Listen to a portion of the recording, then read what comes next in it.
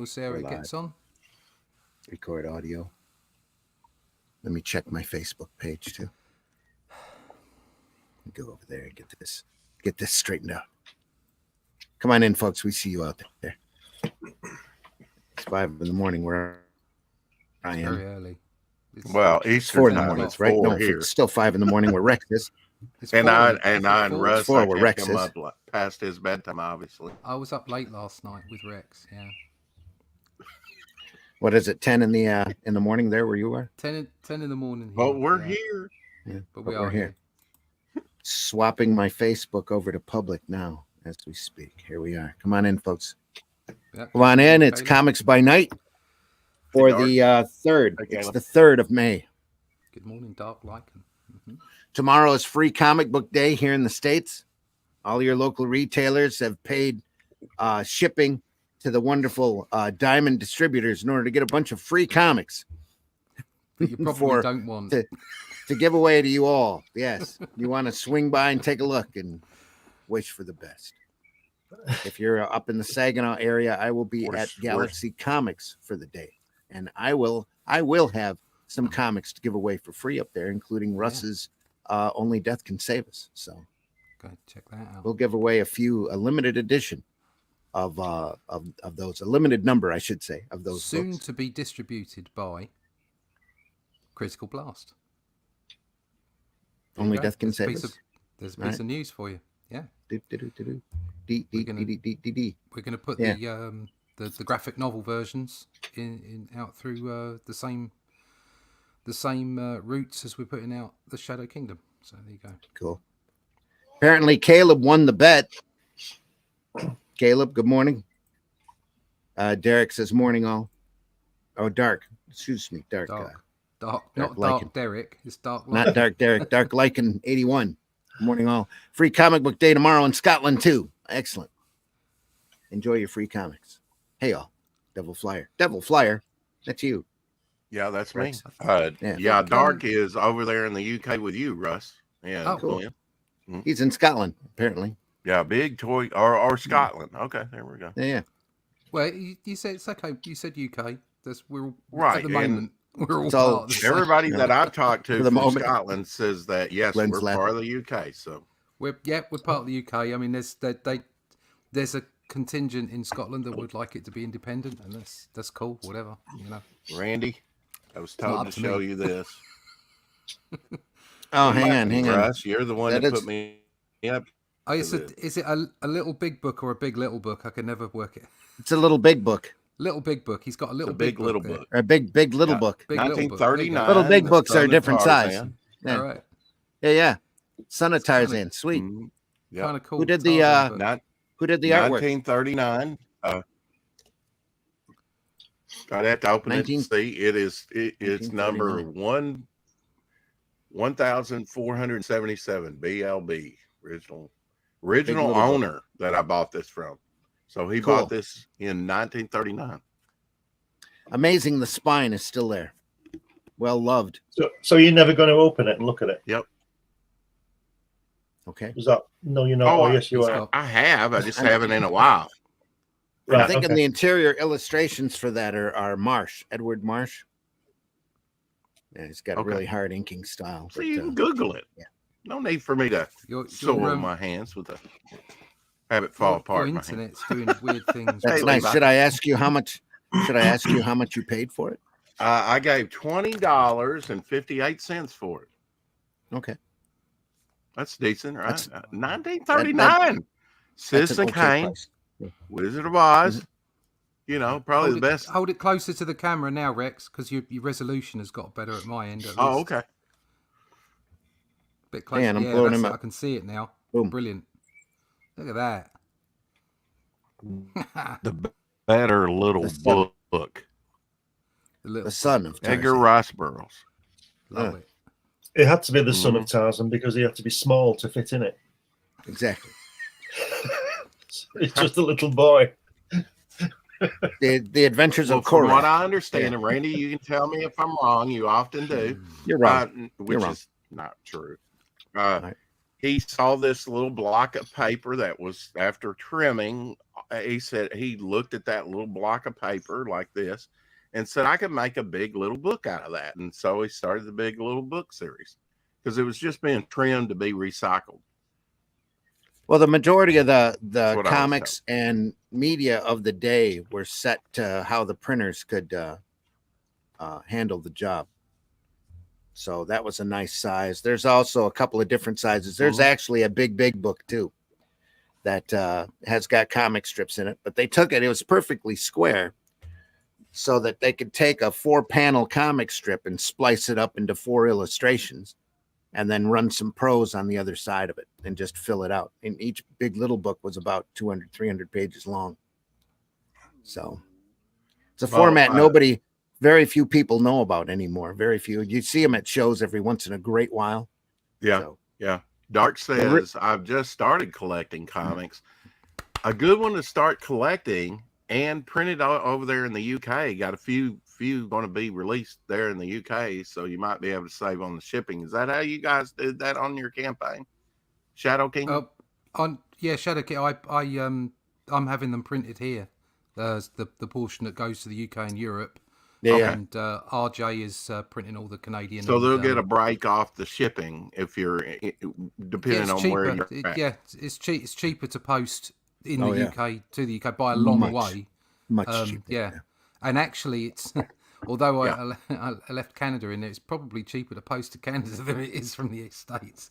Certainly, Yes, it is. But they don't have much time to get your comic, do they? They don't. Sure. I'm posting to New Zealand and Australia. They don't have much from here time as well. You're inside the realm there. So yeah. Yeah. Yep. Yeah, but realm. The book is finished on Sunday night. So I'm Sunday night, going folks. I'm going on with JD Calderon late on Sunday. Where's that next week? That might be next week. Or it might be this week. It's probably this week. The 5th. Yeah, I think it's this week. I'm on that show as well. Sense of time. He didn't invite me. That's great. I think it's a Brit thing. Why aren't I? I think he likes to. I think he likes to invite all the British people that he knows in one go. Yeah. Especially 7:30 at night. That's about 2 in the morning for you guys. No, he's done it at a slightly different time. I'm on at 4. I'm on at 4, so that's his 11, isn't it? Yeah, cool. Yeah, that's this right. weekend. So we're all going to be ducking out of your show early Sunday, Randy. Oh, is that what it is? I did tell him that I would be rushing from our show on a Sunday, so he'll have to wait. Well, I'm sorry. Glenn can go. When you see this great book, you're not going to want to leave until the story. No, you're right. He's absolutely right. We're not going to want to go. This is a great book. Yeah, that's Destroy on Sunday Funnies. That's one of these. That's one of these, right? Treasury editions. It's a Treasury edition. Yeah. Yep. Levi's in the house. Levi, glad you're here. Thanks for coming by. Let's run the opening. Let's get into it. We've got some two-fisted tales to handle. As opposed to Charles' favorite one-fisted tales. Here we go.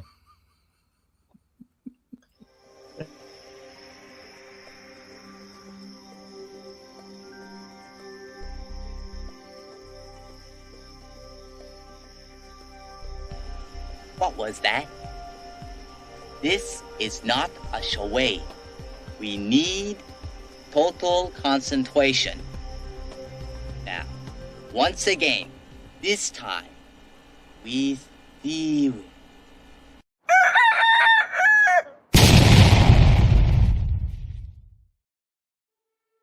In the time before Atlantis sank and the lands of the world were savage and untamed, one man would claim his destiny. Leaving his Atlantean tribe behind and throwing off the shackles of Lemurian bondage, he sailed the seas as a pirate captain before seizing his place as a king. And now that he has the throne, how long will he be able to keep it? This is The Shadow Kingdom, the classic sword and sorcery tale by Robert E. Howard, adapted by Randy Zimmerman, with artwork by Russ Leach. Available now at fundmycomic.com. The cops are doing their job as long as they don't be mean to people who are actually being innocent. Then I'm all gravy, baby. Holy shit. That is the craziest thing I have ever seen. And I'm Dennis Quaid, and Dennis Quaid has seen some shit. Dennis Quaid has seen some shit, folks. Certainly has. Come on in, everybody. We see you out there. It's time for some Two-Fisted Tales and Comics by Night. I'm your host, Randy Zimmerman. You can find my work over at aerocomics.store. You can find all sorts of great comics like Paragon and Calico and Herobot Zero, especially my little robot character, 3-foot tall robot who fights large monsters, defends his city as long as he can do it on the clock, get time and a half for overtime. Aerocomics.store, folks. You can find that stuff over there, plus the Shadow Kingdom. We are in the final days of the storefront for Shadow Kingdom as the print file has been turned over to the printers. And we're going to press. So now that we're going to press, we're going to shut the storefront down and get that book out to people. So be happy to get it into people's hands. Also with me this morning is Mr. Glenn Fleming. Glenn, introduce yourself, please. Hi, everybody. My name's Glenn Fleming. I'm a writer. My latest work is this book I wrote about my visit to see Jack Kirby many years ago. It's home in California. You can get that on New Haven Publishing, Amazon, Barnes & Noble, and lots of good bookstores, I'm told. If you go to fundmycomic.com, you'll be able to pick up a copy of my annotated book about my character Hatch, which details his origins and his life so far in 100 pages. And I'm also a publisher, and I publish Comics Unlimited, which is a 100-page magazine about comics, and issue 15 is currently available on Amazon. And if you Google my name, you'll find something. I have a question about that Wonderful cover. things. Is that Dave Stevens, the girl there? Yeah. Dave Stevens artwork? Yeah. Yeah, it is, yeah. Rocketeer artist. Mm-hmm. Yeah. It's a double spread. There, didn't show us that. Wow. Nice. Is that the first double spread that you've done? Wraparound cover?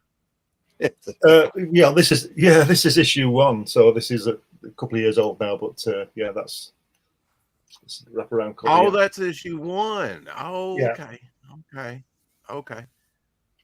Just to show unlimited. But you normally don't do the wraparound cover. With that, do you? No, but it depends what's going on, with the, just occasionally. Right. It just depends how I see it. Yeah. Mr. Russ Leach was the feature in one of those, wasn't he?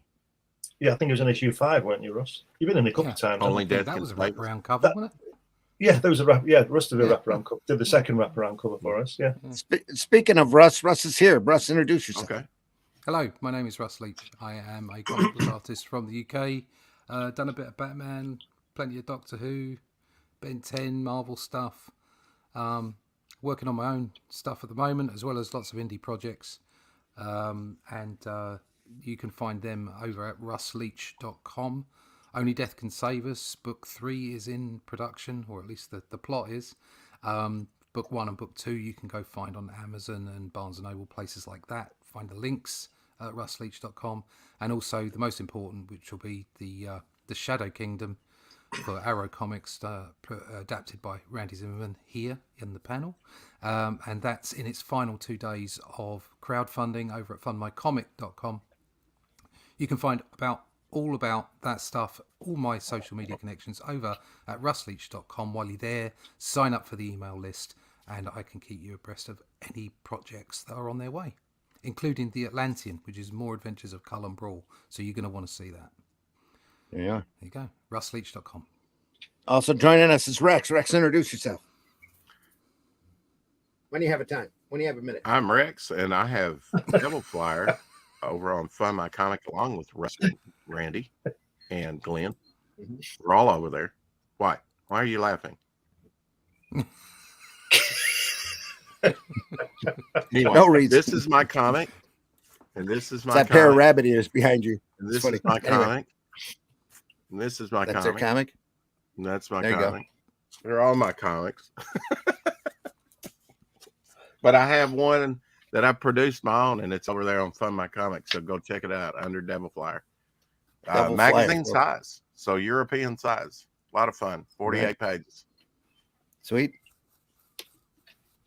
And we are looking at Two Fisted Tales again, folks. We were halfway into issue 37. So look at that great John Severin cover. Bugles. Yeah, they don't make them like that anymore.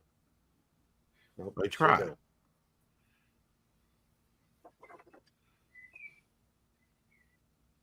So the insides are black and white. They would originally would not have been black and white, correct? No, these are regular comics. Actually, they have been shot. There's a collection shot off of the originals, put together in hardback volumes with a nice, beautiful little slipcase. So we're looking at the prints off of the original art before they went to auction. That Gaines kept a vault with all of the artwork in it. Decided to clean it out and auction off the artwork. Before he did that, he shot all of the original artwork one last time, and so kind of like an artist edition. But these would have originally been released in color to everybody. Yeah, on the regular color in black and white. Yep. Yeah, colored by Marie Severin, just like she colored the all of the covers for this version as well. I like the drawing of the copper and the guy with the bowler hat. Yeah. Nobody ever looked like that. Yeah. That's the stereotype. Homemade Blitz, John Severin here. Yeah. Yeah. Are these and Marie was his sister, the colorist. Yeah. Harvey Kurtzman probably layouts, scripts on a lot of it. All off of his editorial ship. There we are. Sorry, camera's still adjusting. Hell, I'm still adjusting. Is that better? No. Yes. Oh. It's hard to read.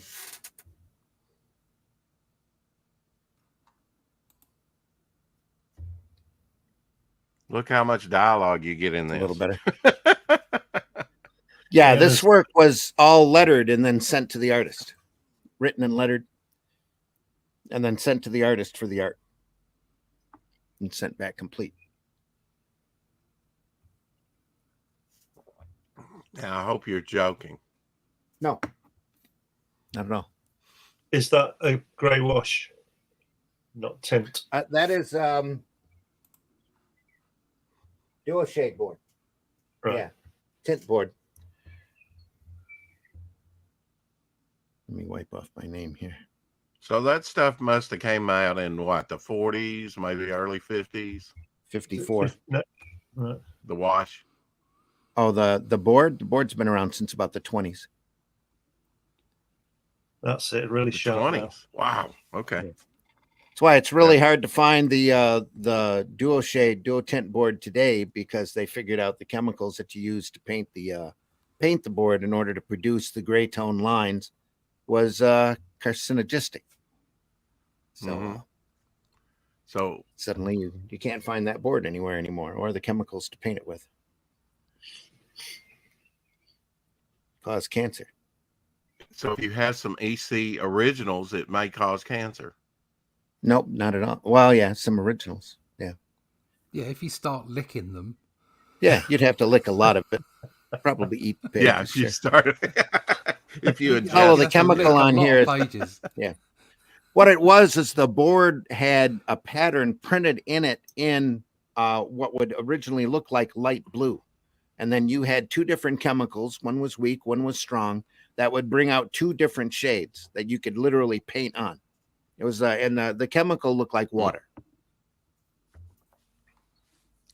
But I guess was more lethal than water, unless you're hearing what? It's sad that men don't wear hats anymore. Yep. Yeah. All this work here. And... Except on this panel. Yeah. Yeah. Yeah. Yeah. You could still wear one, Rex, if you wanted. Yeah. Yeah, sure. Absolutely. Oh, yeah. I've got a bunch of hats. Doctor Who used to say that. I would like a hat like that. Yeah, I'm that age now where I wear a straw hat in the summer with shorts. Black socks. No, I don't do that. No. I'm not that old yet, but it's coming. So when you go away, you look like Wow. a Geary.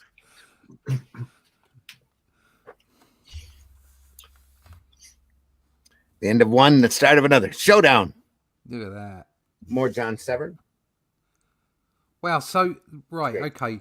That showdown, would he have inked that on, or would that have been on? The I lettering- would imagine that was on there originally. That he ended So up he's- drawing. He's worked that See-through under it, behind it. Yeah. Yeah, it's probably there when he got it. Main focus though is this body flying backwards. Yeah. That's great. Look at that inking. Oh dear. It's great stuff. Yep. This is Zipatone sheet here, not dual shade. Tried to mix it up as much as he could. White zip down here for the dust to wash out a little bit of the ink work here along the bottom. It's a little white line. That's lovely. Zipatone. Yeah. Yeah. What size board was this on? Probably 2 up. Right. Okay. So it would have been, I think, 18 by 24, close to that, 18 inches by 24 inches. No, maybe not that quite that big. Probably. Huge by today's standards, Yeah. even by the Yeah. marble Yeah, pages. it's difficult to because you look at a lot of this work and there's something about the fine line in it, and of course they're not as fine as you might think because obviously they're being done 2 up.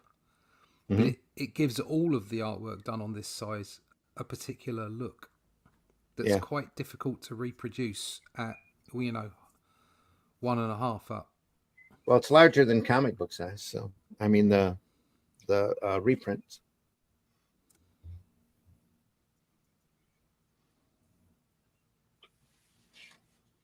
That was a genius idea of Martin Goodman, I think wasn't they it? should To have make went the with a art. larger volume. Sorry, Glenn. What was? Glenn? Sorry, Glenn. What was genius? I was being sarcastic. It was a genius move by Martin Goodman to make all those artists draw on smaller pages so he could save on negative when he got it, etched. You know what I mean? Yeah. They probably saved themselves quite a lot overnight by making them do that as a standard. Yeah. But they And are it probably saved the artists time as well. You know, to be brutally honest, you are covering less real estate, Yeah. Less space. with less Yeah. ink. So, you know.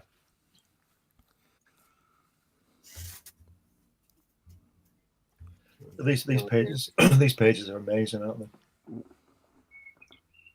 It's wonderful. Like a almost realistic look. There.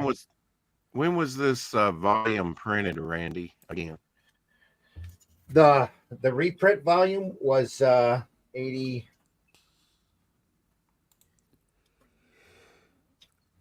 $1980. Entire contents 1980 by Gaines. Yeah. So when he cleaned out the vault. Like I said, and I think last episode, they did have an entire story from that auction. One of the Mad stories, Frankenstein story, pop up on Antiques Roadshow just recently. And the guy pretty much added a 0 to the amount that he paid for the work at auction. Wow. So it was like from 3,000 to 30,000. Wow. One day, Glenn, And that- you'll be millionaires. That was Bill Yeah. Elder. Oh yeah. You look back on all of the artwork that I've had over the years, and it's there was a Shame. time that it would be piled up on tables out in the open, from just about anybody. The really important pages were stuck in a portfolio that you could just, leaf through at your leisure. I think personally now we're in an age where it's been artificially created that real artwork will start going back up again. Yeah. Yeah. Oh no, it is. I know obviously the people from like the masters, like stuff like this would already be super expensive, but because there was so much of it being done, it started to go down in value as far as each individual page is concerned. But now so many people are using digital processes. Physical artwork is going to become a thing again. Mhm. So I think so too. Yeah. I just have to, leave all my artwork to my kids because For the last worth much. the last page of the story, he jumps over to Duo Shade board in order to get this gray tint to make it look like almost like a black and white photograph. Look at that! Look at the lighting in that. It's just Yeah. wow. Now this is the last volume, right? It came in like a big slip case, or did you buy these individual? Or The reprint volumes, yeah, they all came in a slip case per title. yeah. Mm-hmm. Yeah, So yeah, they my ain't Two cheap. Fisted I'm Tails just checking slip case, on right? you. Right. Yeah, my Two Fisted Tails slip case right now is holding up my monitor here in my other system. My Vault of Fear Yeah, slip eBay, case you can't volume get is anything less than holding down my $90 freezer. on a set like this. Actually about 250, 300 on an average for the set. From what I saw, it shows is what they're asking for them, and they're more than worth it. I think my last box set I paid. Yeah, well, I'm looking on eBay right now. The 129. cheapest set that you can buy is $89.99. Well, that's a bargain. That must be it can't be a buy it now price unless the guy's desperate. That's about twice as much as what you paid for it originally. Well, yeah, It's when well, they it's first the came out. the box part. The books look okay, but the box part looks pitiful. The slip case. Oh well loved. Yeah, Well beaten. That'll be well, why. right. But the slip cases, the whole package on this is just first rate. I mean, they really went out of their way to show their appreciation for the work on this. They're really durable. Can the you show artwork, the cover to this volume one more time? This is volume 4. Okay. That's the spine. The spine is my spines are all sun bleached. Sun bleached. Yeah, because I left the books sitting in a bookcase in the foyer that got hit by the sun. So the spines on them bleached out. But I'm never selling them anyway. It'll be a problem for my kids if their kids decide to sell them. Hopefully they won't, but it's up to them. More Great Western. Look at that panel at the bottom there where he's getting on the horse. Yeah, that's lovely. Westerns Not were easy big to back draw, then. no. No, not at all.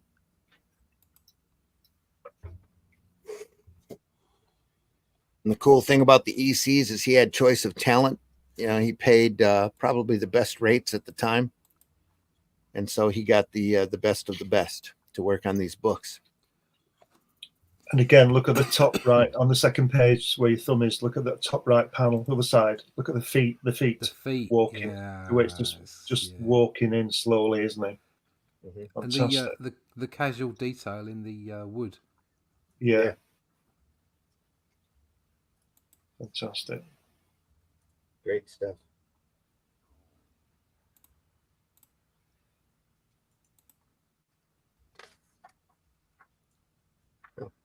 This is what I remember back in mid '60s when I started reading this stuff, and I got the Strange Tales, and it was John Severin on Kirby layouts, and on the credit it says welcome back, John Severin or something, and I remember thinking he was probably about 25 and it was his first job. But he was nearly 40, and he'd been, he'd produced all this before because I'd never seen this before. And you just thought everybody was 25, and they weren't. They were all as old as your dad, or my dad. Yeah, because obviously your dad wouldn't be the person that would be drawing comics. How would you Yeah. These Two-Fisted Tales could be war, Western, all types of what were they kind of going for overarching with that title? At this point, they're doing mostly Westerns, mostly adventure stories, high adventure stories, mostly male, Okay. masculine stories of heroism. Because their main audience is mostly male at this point, and they figured that out. A lot of Westerns were booming at the time, and they were doing a lot of war stories originally. They were doing historical war dramas there for quite a while, and their main focus, they narrow it down to Westerns here pretty quick towards the end of the run, because Westerns were just so popular. And at this point, the war stories that they had in there, they started another title called Frontline Combat that they ran for quite a few years. And I think that's a two or three volume set. Everything that they did was bi-monthly, so it would sit on the stands until it sold. Frontline Combat's a 3-volume set, so it's about 18 issues total in the run. So that would have ran them 3 years. On to Two Fisted Tales, number 38, another John Severin cover. So how many issues are we talking about? How large a run was this? Was this affected by the censorship? It did, yeah, eventually. It was shut down because of the Code Authority. You'll see in the later issues, anytime now, they'll start popping the stamp up there in the corner. Okay. This is late 54. This is July of 54 is when the cover date on this was. And that was just as the code was starting to come in. Do you know what's fascinating? Well, I know once the code. The comic code, they had congressional hearings about the content because they were worried that comics were the major cause of juvenile delinquency, especially after Frederick Wertham wrote Seduction of the Innocent, that focused on a lot of the more violent comics that weren't necessarily made for kids, but because it was in comic book form, they said that, oh, look at all this stuff you're corrupting all the kids with. And so in order to avoid censorship, just a slight delay. Okay. I think so. In order to avoid censorship problems, they decided to self-censor, and they created the Comic Code Authority, that every comic that went out to the Spiral Rack newsstands had to be approved by the code, and anything approved by the code carried the stamp of the CCA on upper right corner, just to placate the parents, as they say. But really, a lot of folks say that they kicked up the Comic Code Authority on purpose in order for some of the companies that weren't doing adult comics to have more room on the newsstand, and in order to drive out some of the higher selling books, because the horror titles and the crime titles at the time were raging. They were selling in the millions. Always remember, kids, that censorship is only one virtue signal away. Yeah. Once the code kicked in, all of the crime and most of the horror books disappeared. Yeah. Go ahead. This one linked along with other titles, right? But a lot of parents, if they saw the EC brand after that, they didn't want to buy it, did they? Well, there was really killed EC. Some of the horror stuff got to be really horrific. We'll look at that eventually. I mean, very gory, very horrific stuff, because Gaines doubled down, as they say. You want to see gore? I can show you gore. And he kicked out some of the most violent, goriest comics in the history of comics. That's just added to the fuel to the fire for the code. Yeah. Sorry, back to the ink. Sorry, Russ. So it's okay. Back to the ink work. It's wonderful. Look at the way that guy's laying down in the dirt where he's been shot, and then how light the inks are on the guys in the background, the far background. That's just brilliant. Yeah. A lot of that's color too. Just knock them back with a light yellow. Yeah, but it's just gorgeous. It's just so well done. It is.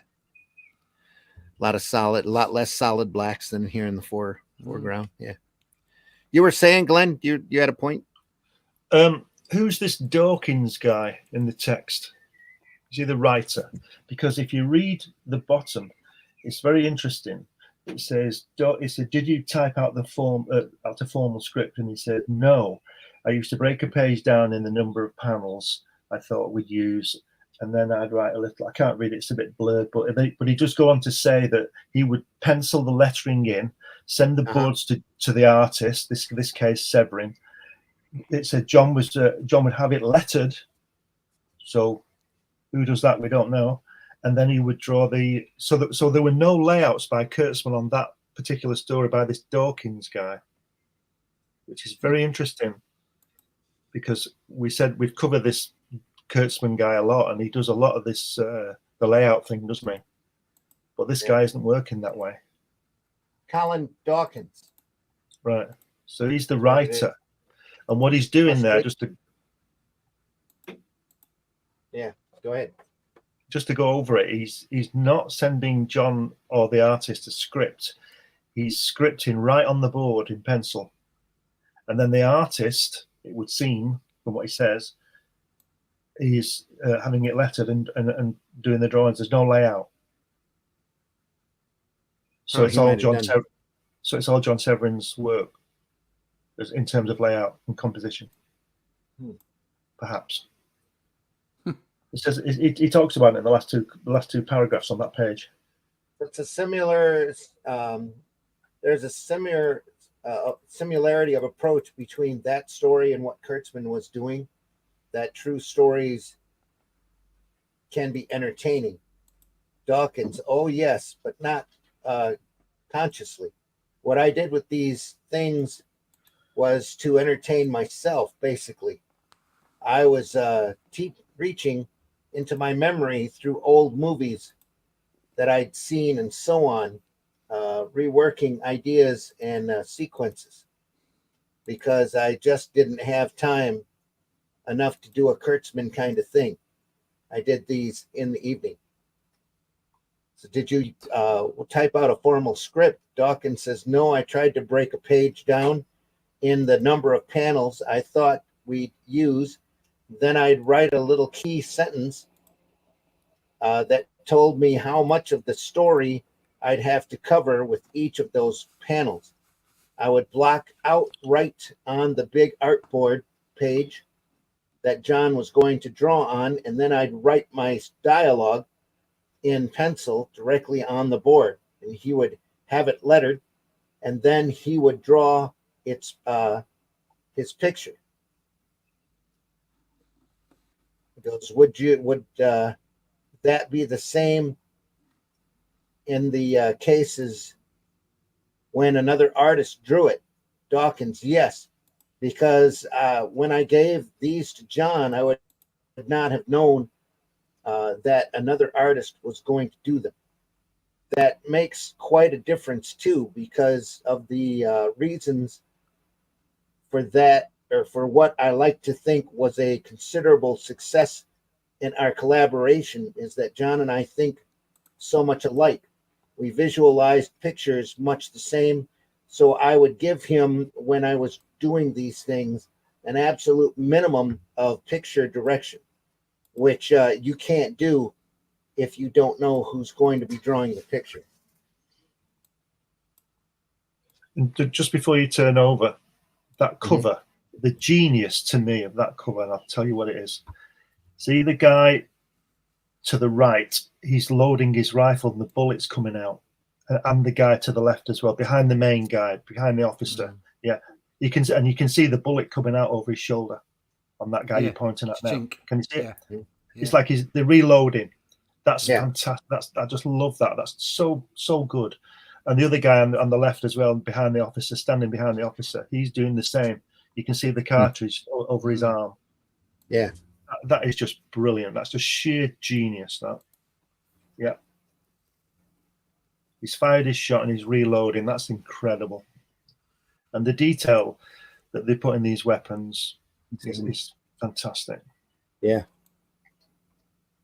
You know, Kirby used to draw basically generic weapons. I always remember those shields, you know, from the mid '60s again when I first started reading these. You'd see Kirby when he took over the end of Hydra last episode. You'd see, you know, he likes to draw 50 people on the cover. Well, all the shield agents and the Hydra agents of those 50 people, they'd all have a different weapon. Yeah, it'll be different. And and you think, no, it don't. You know, soldiers always have the same rifle, don't they, and the same machine guns. You know, there's not a lot of variation, but it's because Jack Kirby was always drawing something new. He didn't have time to look back at what he'd done that guy fire, and he just draw a machine gun. You know, every weapon. But these guys have got the same weapons because they would have the same weapons. Well, it's a more, it's like historical as well. Yes, isn't it? So yeah, it works. Yes, it has to be accurate, doesn't it? It's an intelligent design. Love that. Love the comic chat. Thank you. An intelligent design. That's a lost city. Just going back to sorry. Panic. Go ahead. I was just going to say that back on the what Dawkins was saying about the artist having it lettered. It's clearly the same letterer, isn't it? We've covered this before. These titles are always the same. The whoever the lettering artist is got a really good gig, didn't he? Because it's fantastic work, and it's always the same, and I like that continuity. Yeah, it's probably sent one story at a time. Did it as he got it. Yeah, sent it back. Yeah, or send it on to the artist. Yeah, look at that. Look at that first panel. The way those guns just send you into the main gun, aiming at the guys. That is just amazing. That's what they call composition, kids. Yep, that's the way to do it. Brilliant. Bring your action out. Yeah, this is all line work here, by the way. Yeah, just all beautiful. I can't help wondering whether John Severin had real weapons because they're so accurate. These things, aren't they? Maybe he didn't have a Luger, but I bet he had a 45 or picture reference. Yeah. Yeah, but the picture, yeah, I guess so. Yeah, maybe. Because at this point, all of these guys all have file cabinets full of reference. You know, it's not like they could call it up on Google or anything and, you know, get the reference that way. They all had to have the same gun books. And I still have a lot of old reference books like insects and guns and oddball stuff. Coffee table books, a lot of detailed pictures on them.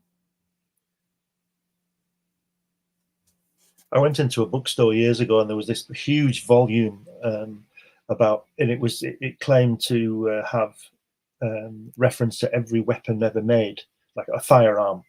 And I didn't buy it. I kicked myself today. It was an amazing book, and I just thought, nah, well, you know, I should have just got it. It was only 10 quid or something, or 20 quid. I should have got it because even if I never looked at it, it would have been there. I'd have been showing you now, you know, because it was an amazing book. All the weapons through the ages, all the firearms were drawn and give you all the details of the, you know, parabellum bullets and all this stuff. But I didn't get it, so bit of a non-story though.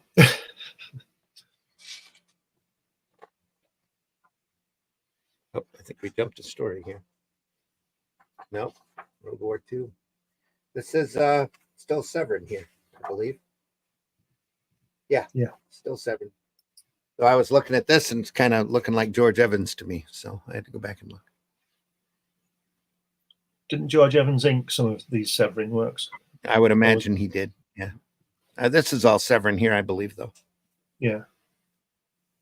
I like the way he's done the open panels as well. He's not not clogged them up with cloud as the guy comes down. Yeah. Unless he just didn't have time. That could be too. You never know. Yeah. The point where you're pointing at those rocks at the top right. Is that all line? It's a bit blurred. It's all line. Wow. It looks like it. Here, all of this detail here, it's all of the shading here is line work in here. This is a zip screen back behind on this one. No, that's all line work. It's all ink line here. Beautiful stuff. A little bit of zip there. Actually, a little bit of dual shape in here too on this panel. This is like Indiana Jones, isn't it? Yeah. Jungle Adventure. Yeah. Jungle Gym. Yeah. And you know, this is the smart guy here because he's got the pipe. Yeah. I mean, it can't be a coincidence that John Severin got to draw Howling Commandos with his, the way he draws the weapons and everything. He clearly knows what people have. Absolutely. Yeah.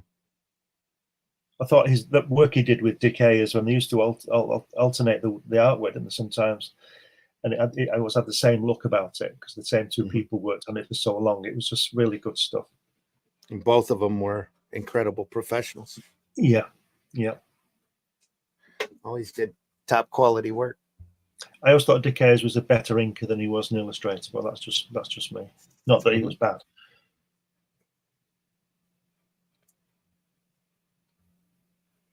Still with us, Rex and Russ? Apparently not. Moving on. Have they gone?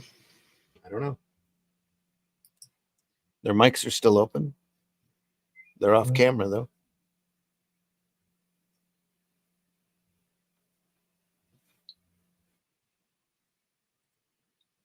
Got out. Oh, we're back in the Civil War now.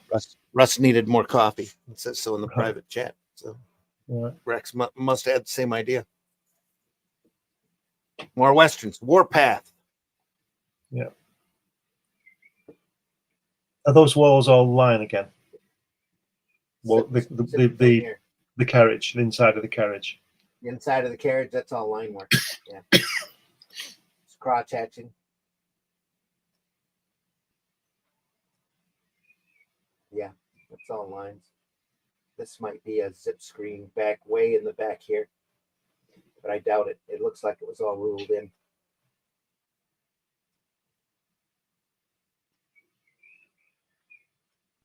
Looks like a zip screen there. Zip the tone up here. It's a combination. This is all line work here, though. Except for that's a zip screen just to pop it or put it in shadows, looking at the conductor.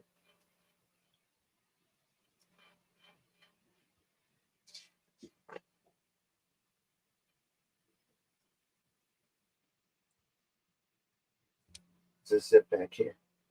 Zip screen. It looks like somebody else is in this, doesn't it? It's Severin, isn't it? It's attributed to him. Who's that? What's that name there? Is that Severin? Yeah. JRS. Yeah. Yeah. Yeah, he just looks a bit Definitely different. Severin.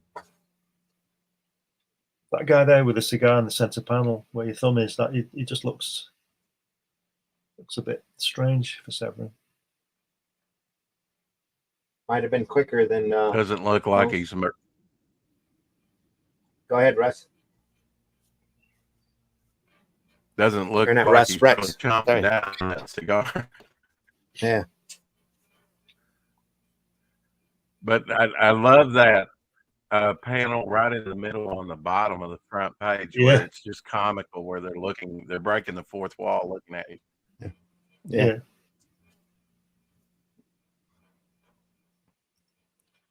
Let's get a refocus on that. Looks a little better here. Does it look all right where you're at? It's a bit blurred, but better than it was.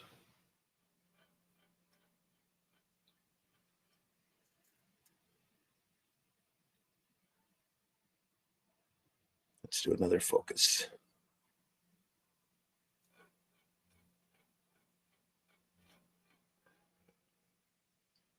Now it looks blurred to me. How's it look to you? Yeah, it's still blurred, yeah.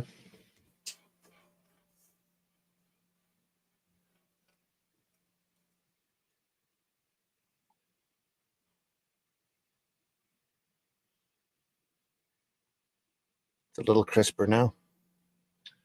No, it's about the same. It's okay that we can see it.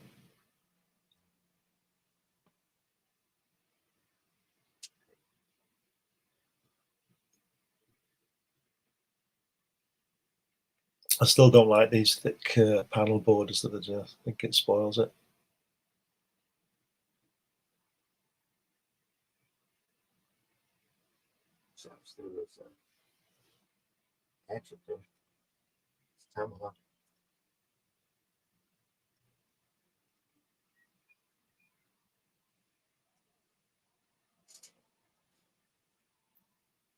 Zipper tone here, a little bit of white up to show some bushes, the grass back here.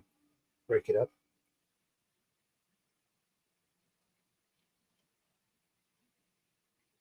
Silk screen back here. Top of the ink work. Probably wasn't happy with the shading here in the original ink work, so it threw a screen over it.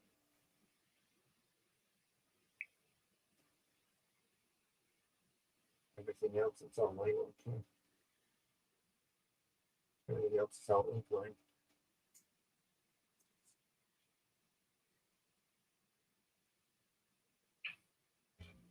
That's better. It's just clicked into position now. Just into nice. You can see it all now.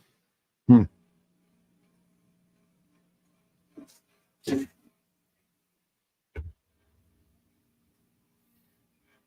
just great, isn't it? You could look at it for years, couldn't you? Yeah. It's just beautiful. Love this stuff. Smack. Eat fist. Now, if a certain dialogue would have got hold of this, there'd have been lots of sound effects, wouldn't there? Yeah. Woomph.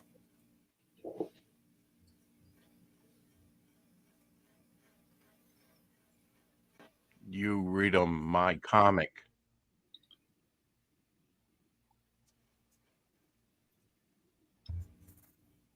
Have you read these, Randy? Not all of them. No. Most of them I have. Most of them I read when they used to release these sets like once a season, one every 3 months. So when I get a hold of them, I used to just devour them. The weird science fantasy stuff, especially. Used to love those. Am I mistaken that Glenn might have re-released some of these in floppy? You're breaking up, so. Rex. Did what now? Repeat what you said. Did Gladstone that did some of the Disney stuff, didn't they re-release some of this stuff in floppies in the early 90s? Oh, yeah. Yeah. There's been a couple of sets of reprints of this stuff. None of it matches this, though. This is, especially if you want to see it in black and white, this is the way to go. You couldn't do this. Sorry, go ahead. Sorry. No, I was going to say you couldn't do these today because that guy says, "Chief, me got power to make peace treaty. Yeah. We want peace." Oh dear. Oni currently licensed the EC brand. They're kicking out some oddball titles with the bullet on it. Challenges. I have no hope for them. I have no hope for them from being the abyss. Any good whatsoever. Oh yeah. Oh. Out of the list of talent, there's only one of them that I remotely respect or think that would be EC worthy. I'll tell you what though, that guy's got to have some pretty strong arms to crack that bloke's back with just one arm around his back. Well, it's surprising the strength you find when somebody's coming at you with a knife. Even so, mate, I wouldn't.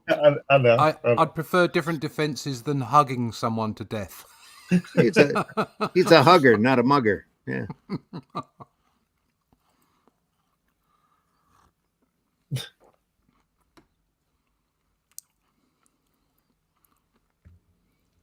Maybe if that was Ronnie Corbett and Stone Cold Steve Austin, maybe.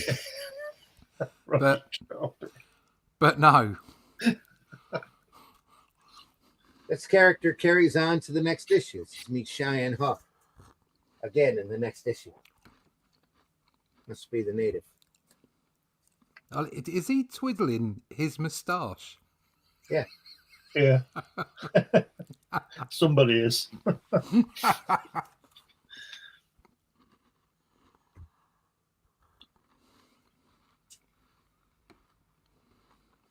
It's got to make sure it comes down to a point. Yeah. Fisted Men. Captain Sir Richard Franks' first. Do people laugh at you for reading comic books? Jack Davis at his finest. Yeah, I'm going to say Jack Davis. Think about it. That's quite an adult advert. It is. Well, they weren't aimed at kids. The EC books, Ah. they were intentionally made for older readers, much to the misunderstanding of Congress and everybody else. But you can't look at the Lev Gleason crime comics and think that they were for kids. You know, they're just as bad, if not worse, than the true crime shows you see on the cable channels nowadays.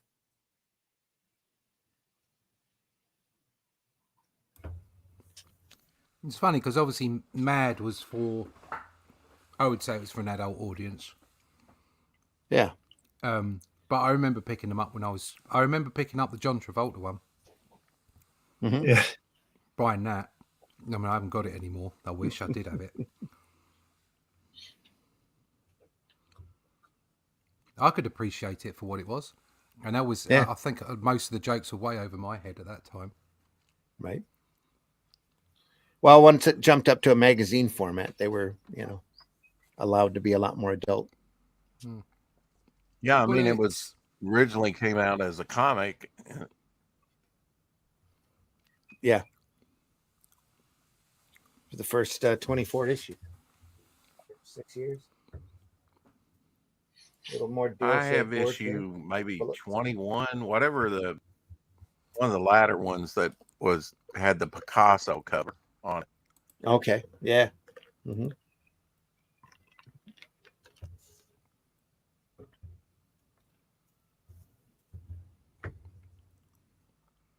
Unfortunately, the hardbound Mads that Russ Cochran reprinted are in color.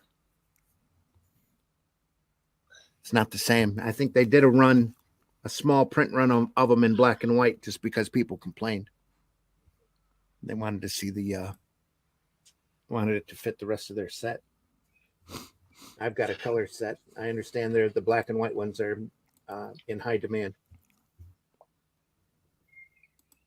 It's more of a zip screen here. 2 different types of screen. Back here as well.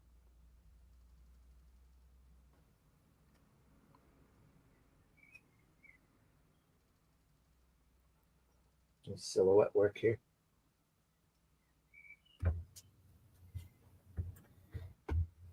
Wow. Just going to keep moving through it, folks, if we're not talking. So, yeah, we're just looking. Yep. We got ground to cover. Yeah, carry on. The dialogue's interesting. They're very English. Yeah. That face, top left panel, Yeah. the right hand page, that's great. Yeah.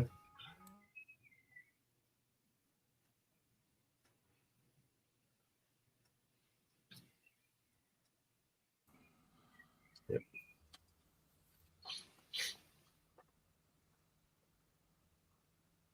More lighting. Oops. Somebody got pushed. Oh, has he got him? Oh dear.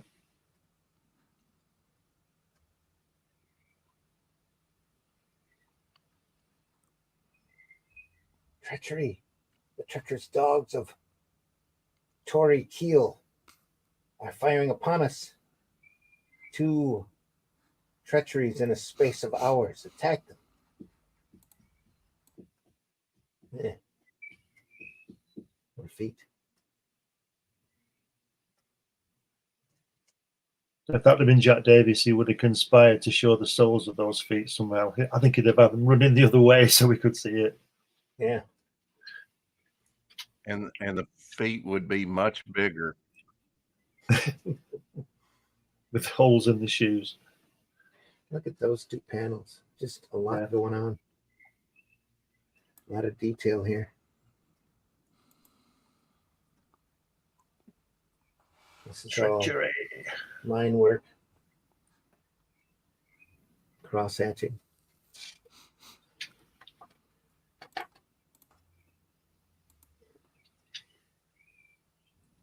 Look at that top panel, those shadows at the back, the silhouettes at the back. Oh, fighting. Yeah. How good is that? Those were done solid, and then there's a white screen over 'em to drop them back. Look at the shadow on the guy's under the guy's helmet there in the middle Yeah, panel. I was going to say that. I noticed that. It's great, isn't It's it? fantastic, isn't it? And his face on the bottom panel. It's just so cool. Yeah. And he's the smart one. He's got the pipe. Yeah.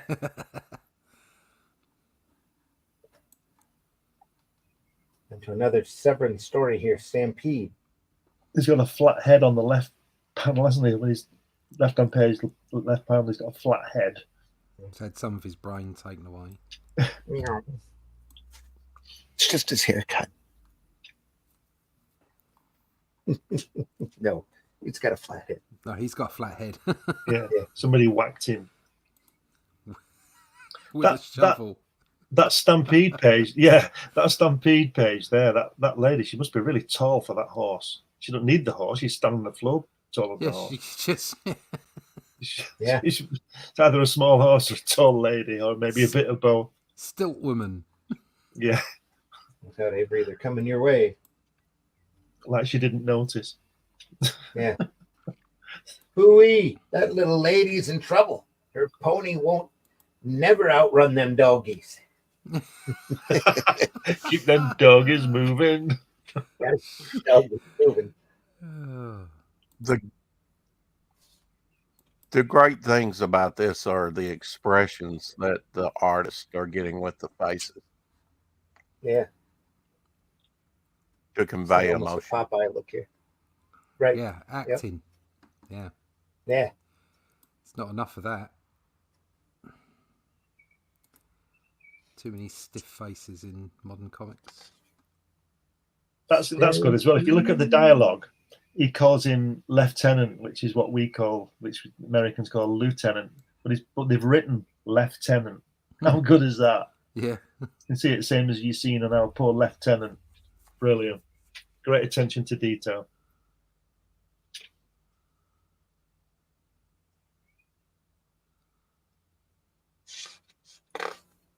I'll tell you what, John Severin was a busy boy in the early 50s, wasn't he? Yeah, they kept him active on this title, at least. Yeah. I bet he was having a ball. More folks come in, though, as we go along. So Yeah. You were saying these were in color. Was Marie coloring the originals? Yeah. Do we know? She was. So both the Severin siblings were really, really busy in the early 50s. Oh, yeah. Yeah. Brilliant. Well, Marie went from here to Timely, I believe, straight over. Right. As far as I know, started working production. Go ahead. Was she coloring the FF then on issue 1 and all that? Spider-Man and all that stuff? I'm not sure. I don't think any of that stuff's credited. Right. They didn't credit the colorist for a while. Or was it Stan Goldberg or somebody? Could be. I'm not sure. Right. Have to go back and look. They probably tell you on that database thing that you can't read because it's flicking around adverts all day. You ever been on it? What, the comic book database? Yeah, the Marvel one. The Marvel and DC are a nightmare. If you go and look, if you want to who drew that, if you want to know who drew, say, Flash 59 cover, and you put it in the DC, it takes you about 10 minutes because it's always flicking to ads and popping up, and it just drives you crazy. I don't go to them. I go to the comic book database. Right. This is the DC thing, so I don't know, but it just spoils the experience because it's too busy showing you. They don't care as long as they get the ad money. Yeah. I'm gonna keep turning here. Nice face. Yeah. Rolled up cigarette here. Great eyes on that guy in the middle panel there, on the left. Yeah. Yeah. Aren't they?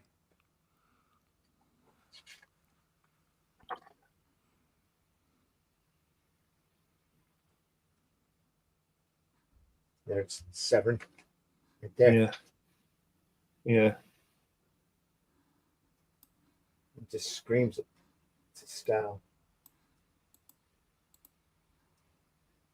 Very expressive.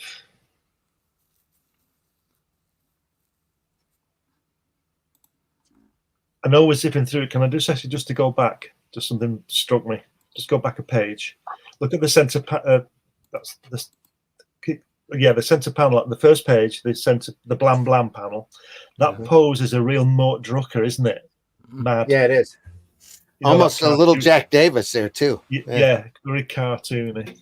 Yeah, hunched over and shooting. Yeah, so I see Sundance Kid, Mort Drucker, Sundance Kid doing that pose.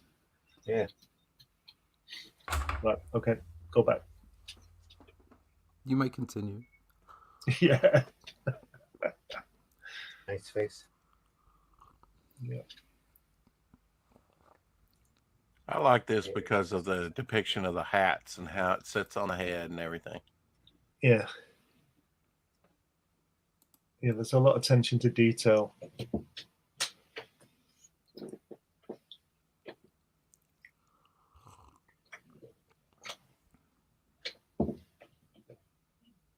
Interesting from a camera point of view, cinematic, you know, I'm sure movies played a part in influence and some of the looks, you know, of the characters of the day. Yeah.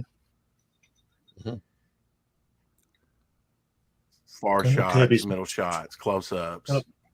Kirby's mum used to have to drag him out of the cinema the weekends to eat because he used to watch all the Run all day. She said, if the mothers didn't know where their sons were, she always knew where Jack was. He was watching James Cagney films and all that sort of stuff, and that's where he gets his cinematic storytelling from. You're gonna watch movies like that. Make sure you watch the quality stuff. Cagney's definitely part of that. Yeah. Yep. Stuff. He was not only a tough little guy, he was a song and dance guy, comedian. Oh yeah. Yep. Kirby or Cagney. Cagney. Both. You'll never take me alive. Cop. Probably both. Yeah. Top of the world, man. Top of the world. Incredibly unique dancer too. If you ever see Yankee Doodle Dandy. Yeah. It's crazy. Unique dance style. Talented man. Mm-hmm. Randy, you're gonna trigger our British overlords with talk like that. Well, that movie's You listen. You decided to go. Recommending You've made Yankee your own Doodle mess. Dandy. It's your own problem. there. There we are.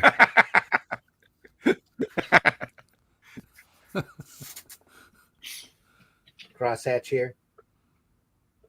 This great line work here. Yeah.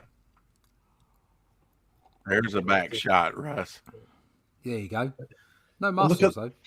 Look Don't at be that. afraid to show somebody from behind. Look at that blah blam. The hand, the gun, and the hand on that gun. How good is that? Yeah.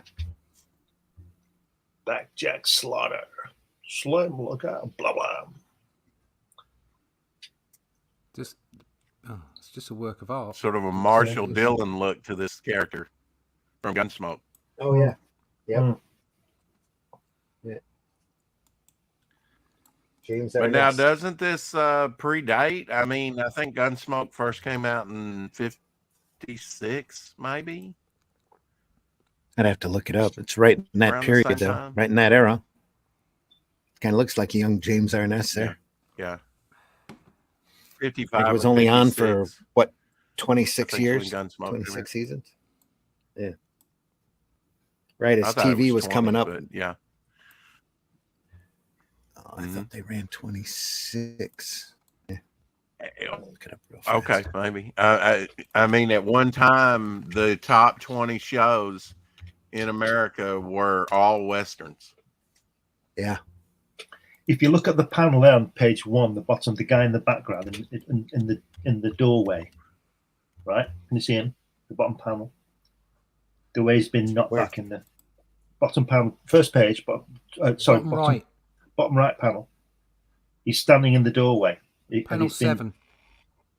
Right now, look at him, and look at the guy to our left. It's Lee Van Cleef. Yeah, You see yeah. Lee Van Does look a Cleef bit- before Lee Van yeah. Cleef. Does That's how look he like got him, the. doesn't it? That's how he got the job, because So he he got the job. Someone was reading this and went, "Oh, you got to look like that." Yeah, it's 55 to 75. So yeah, 20 years. I think 21 seasons total. Was Gunsmoke. that Bonanza? 21. Gunsmoke. Gunsmoke. That's Gunsmoke. Bonanza was less than that. I think it was only. Bonanza Right, ran for on Bonanza. 16 seasons, I think. Oh, did They it? used to have 16. Bonanza Okay. on over here when I was a kid. Yeah. Yeah. Sunday nights here. Little Joe. The Ponderosa. Mm-hmm. Yeah, I don't remember much about it. It was a long time ago. I like the High Chaparral. Ah, High Chaparral, yes. Yeah, That was I one of remember the first things I saw on colour television. That Yeah. was around the neighbours. They had a colour TV. We used to go around and watch High Chaparral, and we're Yeah. amazed at blue boys so blue eyes because it was in colour. And Star Trek as well. I used to watch Star Trek and laughing, Oh, yeah. all in colour. About 1967, I used to go around, and That's when everything was bright and yeah, primary. yeah, A lot of primary colors. Yeah. and Great stuff. Batman, of course. They were in color, so they were going to show that off. Mm. Laugh-ins especially were pretty crazy. It's psychedelic, weren't they? Yeah. Oh, They tried. Poncho. It tried to be. Yeah. They still hold up though. They're still real It's funny. I escaping watched the my whole mind, run but a couple years back. Yeah. Go ahead. from the 50s, you had what was the one? Oh, Poncho. Oh, the saying. Pancho Villa. No, What are you thinking? Chips. it was done in, Punch. it was a western in the early 50s. Like That's mean, kind of a around western. They were just 53, using that was in- motorcycles. Yeah. Poncho and Lefty. No. Yeah, it was like Old Poncho, which was the sidekick, and then it would say "Oh," and then the main character's name. I can't remember. I need to You guys got chips over there, look didn't back, but I mean Yeah, that was yeah. early color. you? Eric Estrada, Larry Wilcox. Yeah. Yeah. I always wasn't thought keen on Eric Estrada should play Diego Maradona in the movie. it. There you go. Eric Estrada is Maradona. Yeah. Yeah. La manos de Dios. The hand of God. Yeah, He had a big career in Mexican novellas for quite a I while. bet he Alright. did. Yeah. He's Yeah, Hunky looking. Chips was all right. I didn't really. I preferred TJ Hooker. Yeah. Oh, yeah. Spot the road.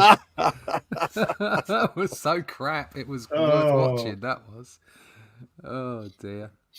Shatner and his toupees. Yeah. Yeah, brilliant. Absolutely brilliant. Hair pieces.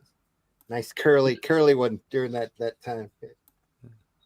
What makes me laugh about Hollywood is the way that you get Clint Eastwood and he's 93 or something, Yeah. and in the film he's pulling some 25-year-old. Yeah. Gotta love Good Clint. rep- though. Yeah, he's great. isn't he? Infested Tales 38, folks. Another John Severn cover. If you got rid of the guy in the red dress on this cover, he could be running, couldn't he? It could be. Yeah. He's winning the 100 yards. Oh, sorry, 100 meters.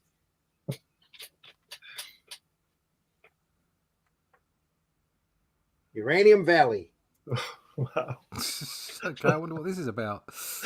Look at the guy on the left in the advert. He looks like a real clever guy because he's got that thing stuck on his head and he's got the Oh yeah, you always know. the Yeah. stethoscope. He's got to be a proper doctor. He has to have a degree because he's got one of those shiny mirrors on his head. That's right. The brain surgeon. Long before CDs. Yeah. Oh my god. He's holding his limp stethoscope. Yeah. Tell me, are you a doctor? No, this is to keep the crows away. Exactly right. Wow, what an opening shot there by Severin. Isn't that great? Yeah, look at the rocks and the framing of it as well. Yeah. It's gorgeous. The light. Use The some light lighting there. is just. Let's do a shade Yeah, it has work here. depth to it. where you could have done that all in silhouette if you wanted, but I mean, it's actually using that tone. Yeah. That just making that shot from inside the cave. I think it's genius. Great stuff. It's like one of That's my what drawings. that's what really grabbed me, and I think a lot of other people with Teenage Mutant Ninja Turtles was the toning of it. Mm-hmm. Because there was a black and white explosion again in the 80s, and yet Ninja Turtles, the artwork looked like underground comics, but the toning set it apart from all the other black and white comics that were being produced at the time. Yeah, we were all digging up dual And shade that's board what at that really point. caught my eye. Yeah. Yep. That was one of the few comic series I did not buy for the artwork. Bought it for the story? I bought it for the story only because it caught my eye and I thought, wow, this is different. Yeah. And it read well. It was a really good read. Yeah. I thought the artwork was awful. I never liked it. Yeah. Never ever liked it. Just wasn't my But you go back and you look at the artwork. You go back and you look at the artwork. I did that recently with some of the early ones, and I'm like, wow, this looks like a poorly done underground comic.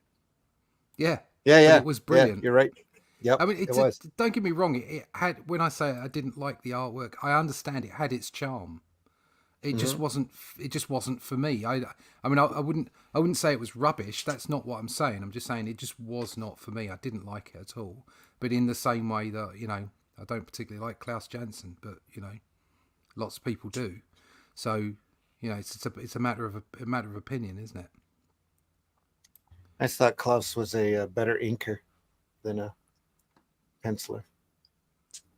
Oh, without doubt, in my view. But yeah, He would always take an artist, a penciler that I wasn't really fond of, and just knock the artwork right out of the park. Real pretty. I always thought Klaus Janson found his spot when he was doing ink and Gene Colan, because he had the same kind of loose. And Gene Colan's very loose, isn't it? It moves a lot. It doesn't work when somebody like Giacoya works on Gene Colan because he's sort of a bit stiffer. I can't recall any Janson Colan work though. Nothing really comes to mind.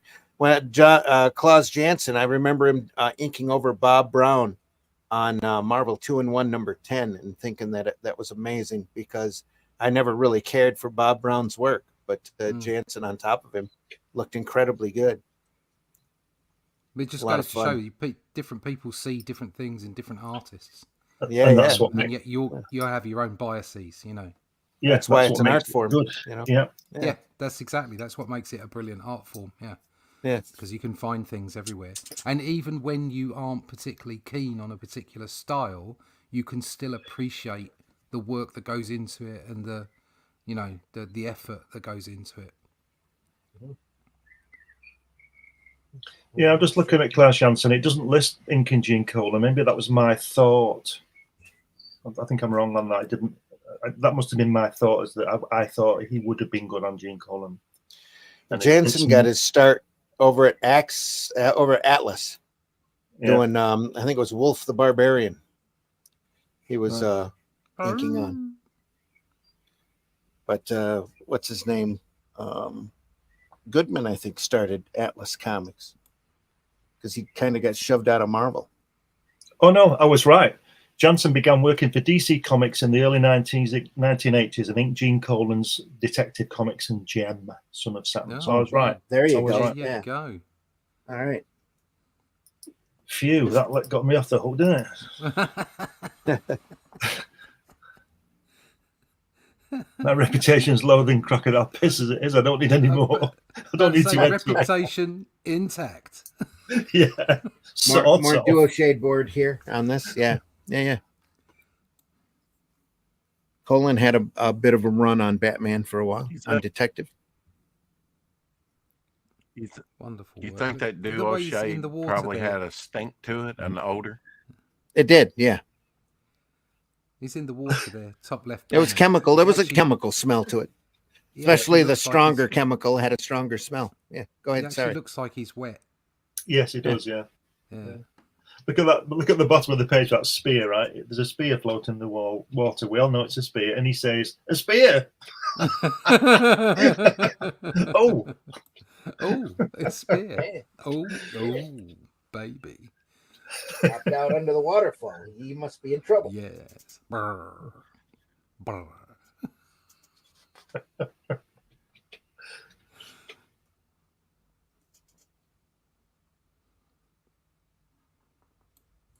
Ooh, another back shot.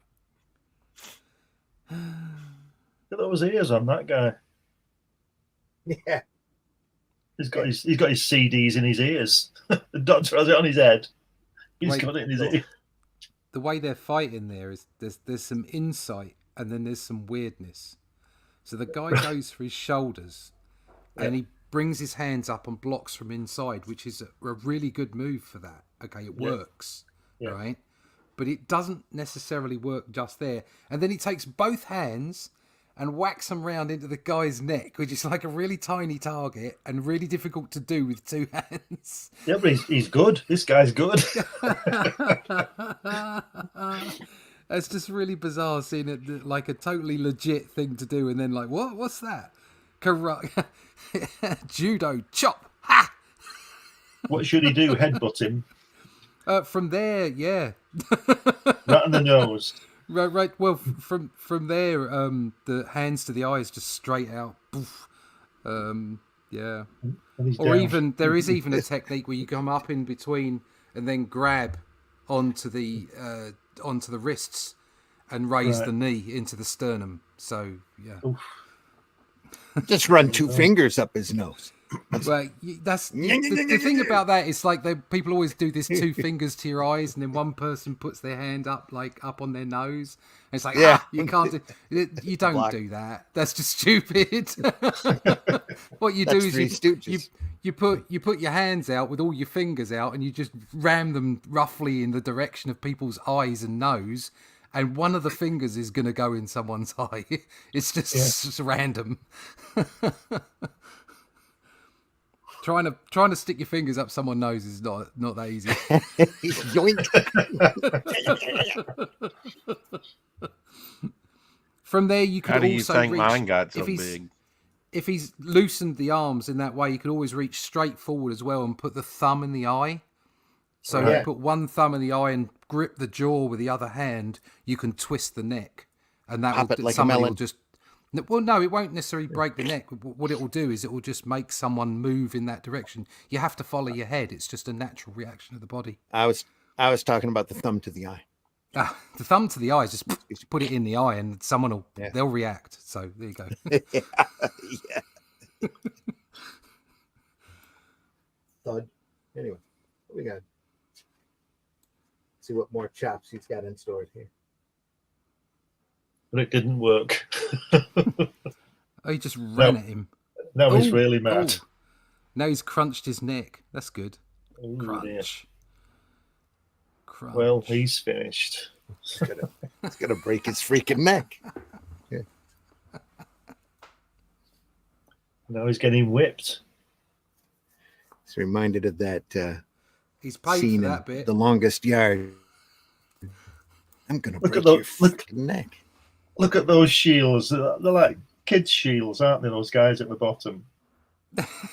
What's They're like it's like they you've borrowed got them to- off the 4-year-old. Have they actually got? Oh, I thought they had an arrow in them. Could you imagine holding that shield up? As like, I'm going to protect myself from all these arrows. Just go hit everywhere else apart from that square.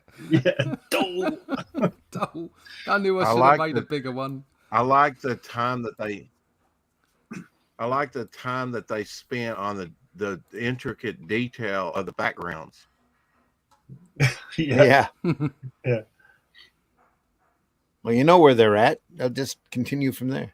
Yeah. He set the scene. There's no requirement.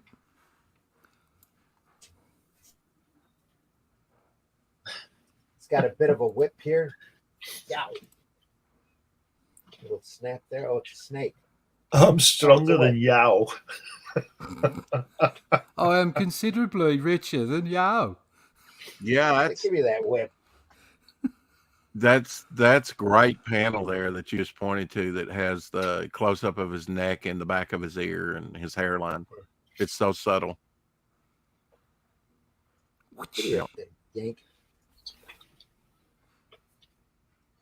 Oh, he's grabbed the String whip. You got to be close-up. quick to grab that Very whip. cool.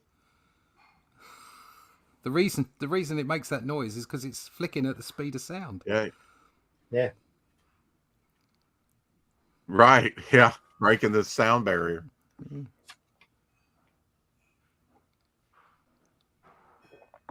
He catches flies with chopsticks as well, apparently. Only in his off. Biggles flies undone. Can he not dress properly? Look at that. Pow, pow, tack, tack, tack. It's a nice panel there. Blam. Cover me, boys. Blam.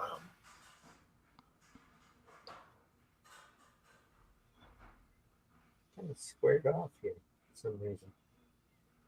The balloons. I like the way that the Inca guys or whatever they are, their speech bubbles are square. Yeah. That's Must be- because they're more civilized than Yeah. they are. It says, "What does my lord command? Shall we attack them?" Nay, they are savage breed of men. We are well rid of them. Love it. Let it be done. Let's see that they do not return. After 360 years, it is time that we close the tunnel to a world of men like that. Let it be done. Meanwhile, on the Oregon Trail, And they're still down there, those guys, aren't they? They've got flying saucers now. yeah, the kerchief looks a little stiff. Chi-roop. Halt.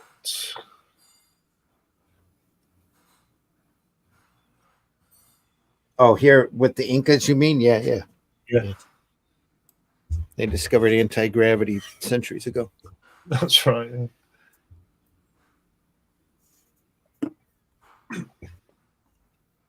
They currently fly around the world only when they have to in little tic-tacs. Yeah. Heading down for Antarctica. They've got bases all over the world. That's Mount the Rainier. that's the supposed new to be one of theory, them. isn't it? I can't remember what it's called. Is it hyper? Those aren't extraterrestrials after all. They're interterrestrials. Or Yeah. they're just somebody else people. living with us that we don't know Yeah. about. Yeah. Yeah. Whether that be another like a breakaway civilization, whether it be a form of effectively a race of man that has decided to hide itself, or whether it just be something else. There is a term for it, and I can't remember what it is. I think the scientists are just starting to run with the theory that we run on a 6,000 and 12,500 year cycle, roughly. So 12,500 to 13,000. There's a giant catastrophe that happens. Yeah. Well, So all of these, yeah. all these it's due extraterrestrial tomorrow. beings. Go ahead. Yeah. I'll just say it's, Due to what? it's due tomorrow. The end. Do It's tomorrow. due Yeah. tomorrow. Yeah. Yeah. Any These day now. Any day extraterrestrials- now. Be scared. Yeah. Always be afraid. But anyway, the extraterrestrials are just watching to see if we survive. And then once we hit a certain level of intellectualism and there's a certain amount of us that survive these catastrophes, then they approach us. Out in the open, that is. Oh right, like the Vulcans in Star Wars, Star Trek. Exactly. Yeah. Yeah. Good. Yep. Yeah. They got Do you know certain what- test limits, and once you pass them, then they'll talk to you. Yeah. What amused me with all that stuff was the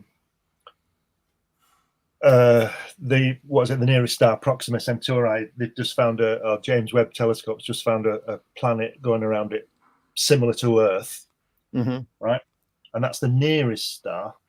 And as you know, there are trillions of galaxies with trillions of stars in, and yeah.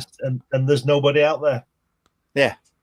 So Of the course there's nearest nobody out star, there. It's all just a matrix. It's all just a simulation. no one Holes punched in black cloth with a large light behind it. Yeah. Yeah. That bottom left page, bottom tier, middle picture, that close up of that guy's face, I think that's the best drawing I've seen in this book so far. It's brilliant. Great stuff. What's that? Oh, tough. Thank you.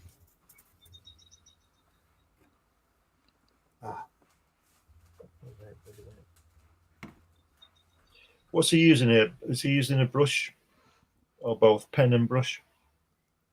Mostly brush, I would think. I'd love to see the pencil work on these. Yeah. Do you know, one day they'll invent a camera that can see under the ink. Well, most of that stuff gets erased anyway. Anything that hangs out. Yeah, but not under. Still see that. Still see the face. won't you? I wonder, like I was saying last week with a lot of this, is just how much pencil was actually done. Yeah.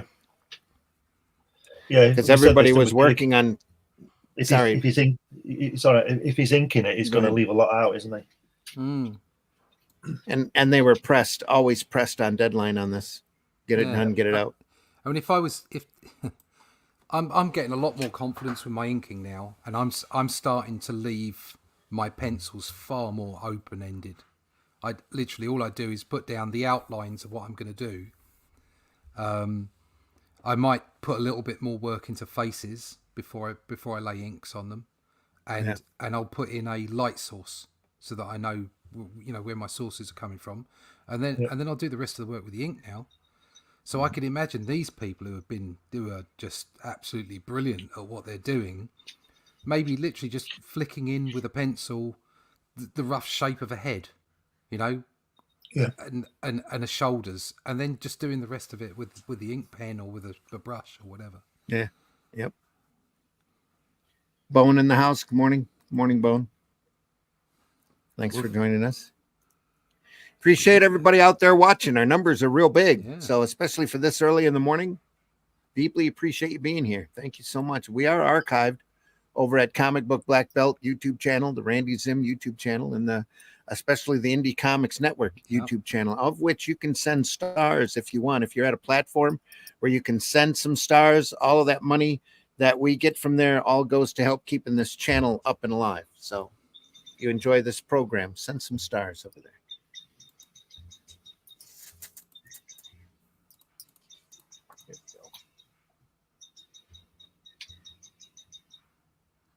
This is a Cheyenne Hawk story. Trying to create a regular character here. A reoccurring. Would have been interesting to see the coloring on this, though. Because there's more Cheyenne Hawk coming next issue. Was really working to expand the range of colors during this time of what you could do with the coloring of comics, wasn't she? Oh, yeah. Well, you do it enough, you get to know, and they were using color indications at this point with dots intermingling to try to come up with the different shades. That's how long ago it was. So, yeah, she was probably the expert at that kind of stuff, especially for comics. She had done so much of it.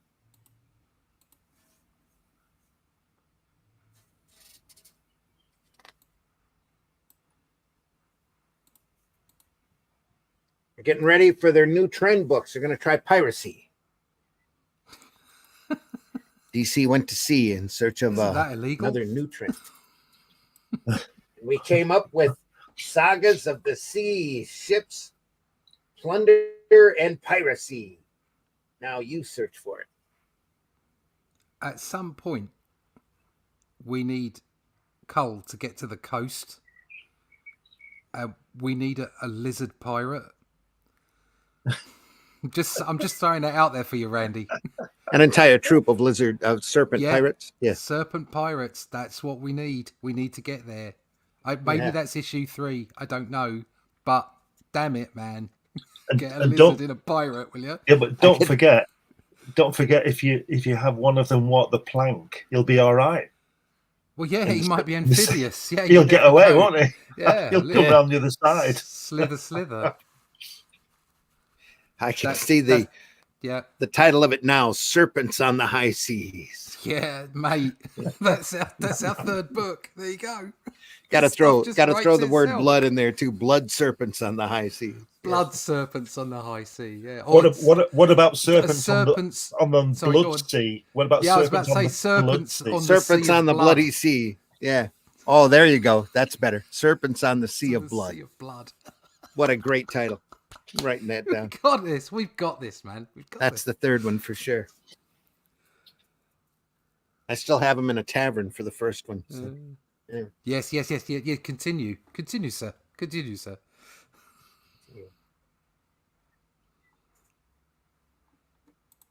Or John Severn, The Secret. Look at how. That's just so gorgeous. That reminds me a bit of Toth, Yeah, I could see that. just because it's so beautifully simple. Yeah, just Yep. it's gorgeous, and of course, like everything about it. So the way that he's pointing and the way that his weight is down on the table, his facial expression, that it's just so natural. It's gorgeous, absolutely beautiful. You need a new car. You need a used car. Yeah. If you read the bubbles, it's an amazing story. That if you just read what he's saying about in 4 panels, the way where you are from where you start to where you end up. If you read the panels, the speech bubbles, balloons, whatever they're called. DeMont, you old son of a gun, what brings you to Washington? Well, Nick, I voted for you in the last election, and now I've come to let you return the favor. In here, it's a secret, Nick. A secret that I can tell to only one man. You're my senator, but you're more. You're an old friend who can vouch for me. Nick, I want you to take me to the president. This is the president? Dermot, that's a tough order these days. Couldn't you just, well, sort of hint? He's got a secret.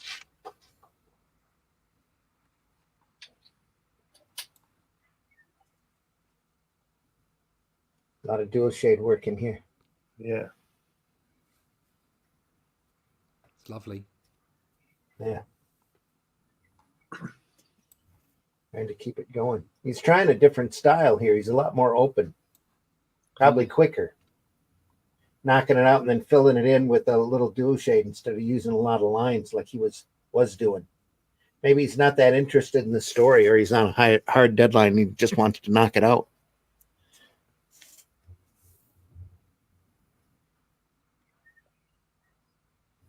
It's great stuff, though. Look at that group. Yeah.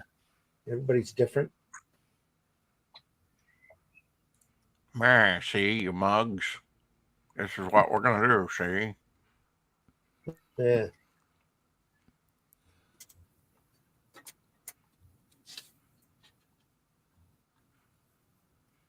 Oh, here we go. Look at that. Yeah. Great faces. Atomic bomb. Yeah. Great face. Here, too. That almost looks like Truman. Yeah. Nice shadow work here. It's pretty sharp. Fantastic, yeah. Really good. And that ship as well. So that doesn't look like Severin here at all to me. Right there. This kind of looks like it. That definitely looks like it. But this panel here, that just it looks like a whole different artist went in and drew it. Almost closer to Adams and some of the shading work. It's great stuff, though. Quick little duo shade shape back here to show a little shadow work, break it up a little. Is that a bit of a judo toss here? Agent didn't know. Looks like it to me. DeMont's record was DeMont's Cool. DeMont's record is intercollegiate middleweight wrestling champion. Or the way this led to scientists' mind to the study of judo. Yeah. It's a hiya. You were saying, Russ? I don't know how, with someone's gun in your back, you would actually flip them over the top of your head without them shooting you first. But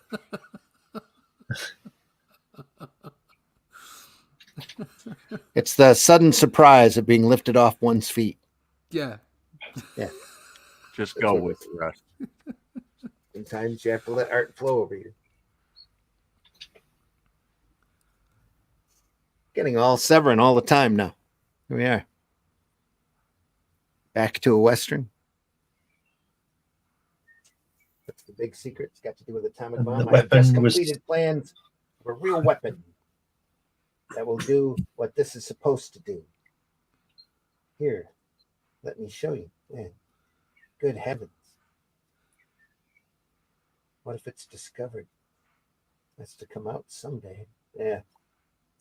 It goes back to our nuclear fears. There's a splotchy looking duo shade yeah. break up there. That's a nice panel. Look at his face. Looking through that door.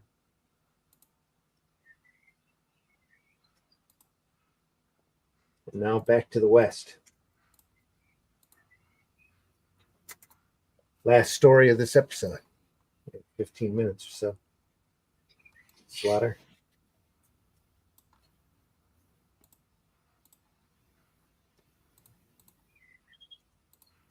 What's your name? Slaughter. Oh, yeah, I've heard about you. You must be a side-wheeling wonder. But I still don't think one man can stop the rustling around here.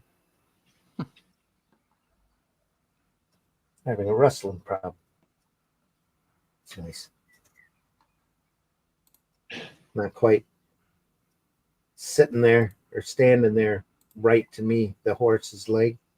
But It's like it looks like it's got Shot. trousers on. yeah, almost. And that's nice. That almost looks like wood here. Hollywood. Howdy, stranger.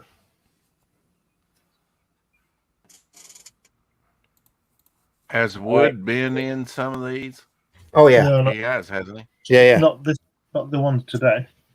No, not today. I think he comes back one or two more times though before the end of this run. I know Kriegstein comes in here pretty quick, and George Evans comes back in. What I was saying earlier, trying to say was, because maybe some of you guys know the history on this, what happened to EC during those hard times, where basically they wound up just publishing pretty much Mad Magazine. All their other stuff just kind of went by the wayside after the hearings. Well, some of it was stopped. Right I in the know they tracks from tried the. different things afterward. Some of it was stopped by the Code Authority Yeah. immediately because they wouldn't allow the word terror or horror on the cover. So that stopped a lot of their all of the horror titles pretty much were gone. But what happened is Gaines tried a set of new trend books, which is where that ad for piracy there came in, because we're during that period, transitional period now, where they're keeping Two Fisted Tales rolling. They're trying the new trend books, piracy, extra, psychoanalysis. There's a number of those that he tried to do in comic book form and just couldn't make it. So he jumped from that to black and white magazines, and he tried to do a black and white comic of crime suspense stories, was what it was called. And there's another one. He did two serious comics magazines, and Mad.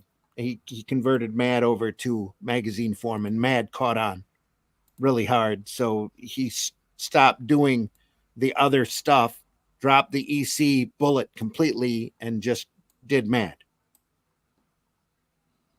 And turned it into the powerhouse that it became.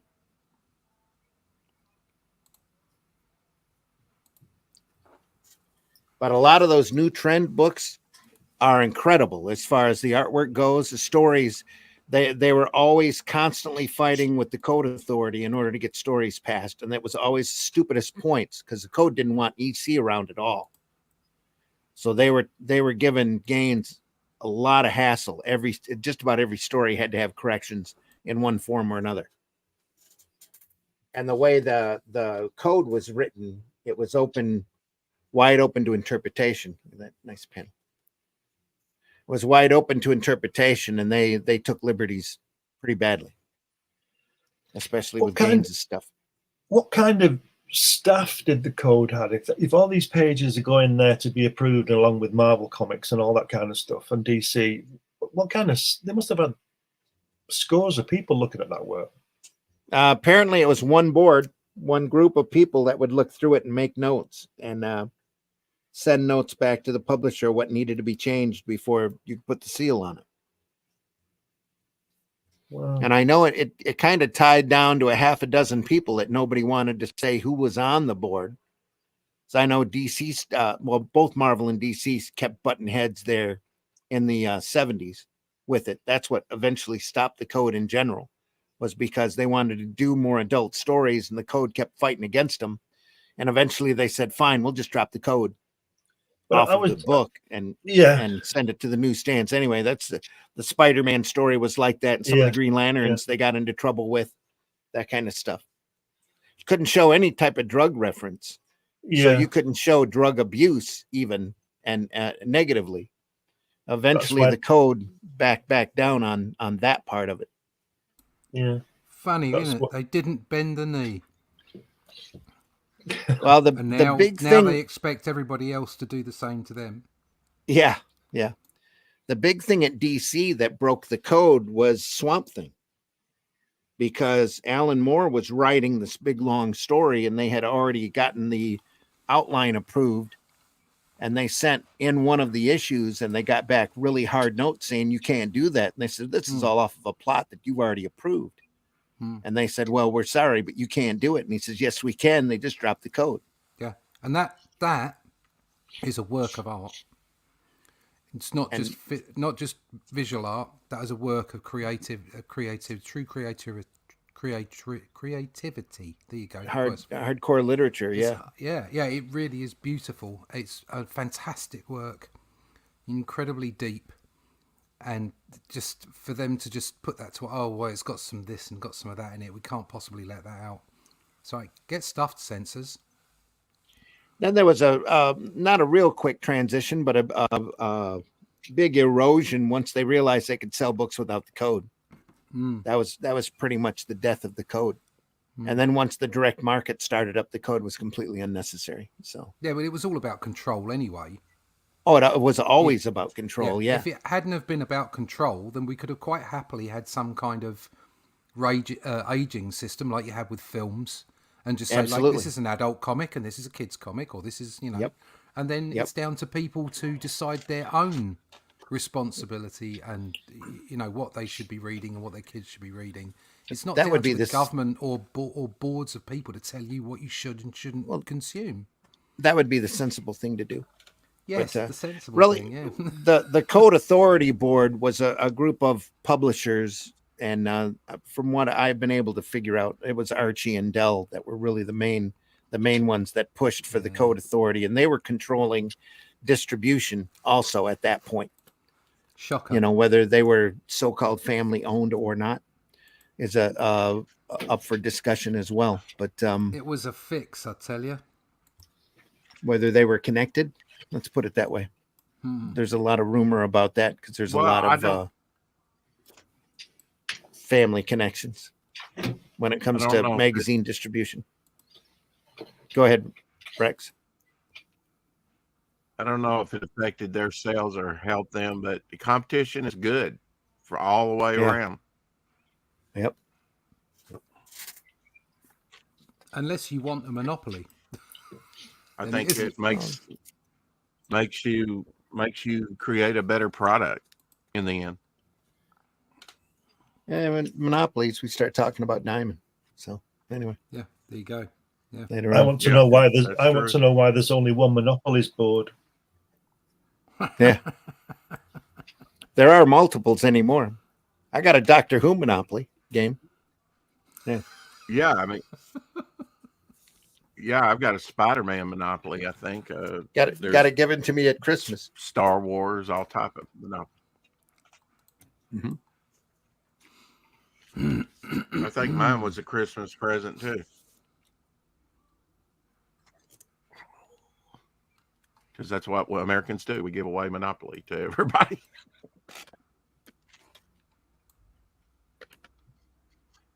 Yeah. What do you give somebody who's into comics, right? You know, what's it to do? Pal. Got a pal. Got a blam. Got two blams. Blam, blam. Blam blam. And a blam, blam here. Yeah. And a cablam at the bottom. Watch That's Two the Fisted blams. for more of Black Jack and Waco. Yeah. Trying some continuing characters there to build up readership, apparently. And that's it for that issue. Next time, issue 40, the great George Evans cover.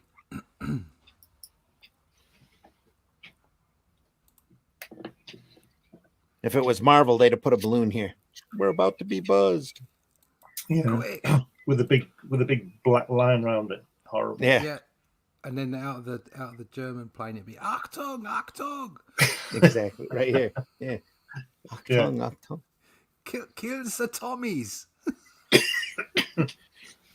Die, Frank. We're about to be buzzed. Yeah. No, he'd say, Frank, it's the Red Baron. Yeah. Like we didn't know because he's got this red plane. There's a clue. And the guy at the front would be saying, "Damn, I wish I'd put some wing mirrors on this." Oh, no, Two Fisted Tales, folks, coming soon. If it was written, if it was written today, that the pilot would be saying, "Oh, to hell with that! To hell with the Red Baron, Jim. I'm texting my girl.